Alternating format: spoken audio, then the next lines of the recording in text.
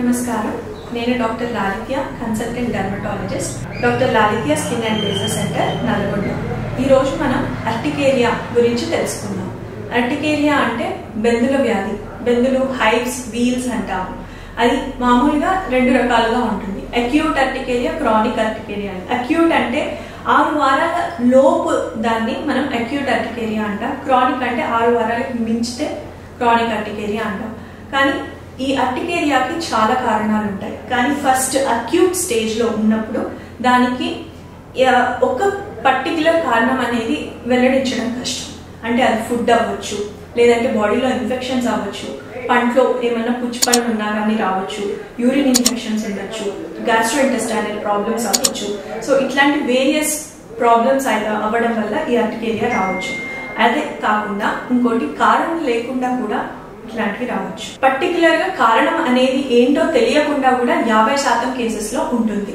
But acute urticaria stage లో ఉన్నప్పుడు మనం కరెక్ట్ గా ఆ టైంలో కానీ డాక్టర్ దగ్గరికి వెళ్ళి, అంటే డర్మటాలజిస్ట్ దగ్గరికి వెళ్ళి ట్రీట్మెంట్ తీసుకుంటే almost 50% of chances of cure rate అనేది మాక్సిమం మనం రిసీవ్ అంటే పేషెంట్ రిసీవ్ చేసుకుంటున్నారు.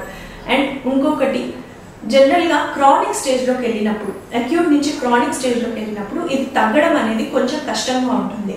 ఎందుకు అంటే బాడీ దానికి ఆల్రెడీ అలవాటు పడిపోయి ఉంటుంది. అంటే మన బాడీలో ఇమ్యూన్ సిస్టమ్ అనేది దానికి అలవాటు పడిపోయి దాని గురించి ఇమ్యూన్ సెల్స్, టీ సెల్స్ అనేవి కొంచెం రిలీజ్ అవుతూ, మెమరీ సెల్స్ అనేవి రిలీజ్ అవుతూ ఉంటాయి అన్నమాట.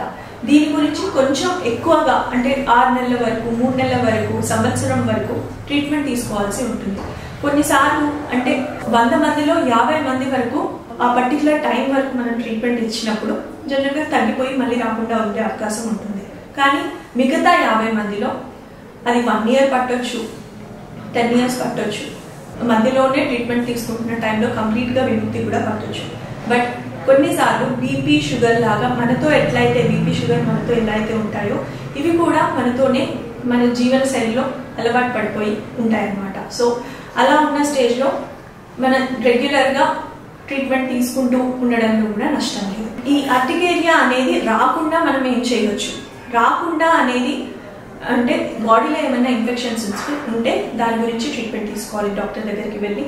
అండ్ బాడీలో ఏమైనా అలర్జీ కణాలు అంటే ఐజీఈ సెల్స్ అంటాము, ఈసినోఫిల్ కౌంట్ అనేది జనరల్గా కొన్నిసార్లు ఆల్టర్డ్గా ఉంటుంది, మాక్సిమం మాత్రం నార్మల్ స్టేజ్లోనే ఉంటుంది. ఇన్ కేస్ ఆల్టర్డ్గా ఉంటే ఆ డర్మటాలజిస్ట్ కానీ రిమటాలజిస్ట్ కానీ దాని గురించి టేక్ కాల్ తీసుకుంటారనమాట. ట్రీట్మెంట్ ఆస్పెక్ట్కి వచ్చేసరికి మనకి జనరల్గా యాంటీహిస్టమిన్స్ ఇస్తారు దానికోసం.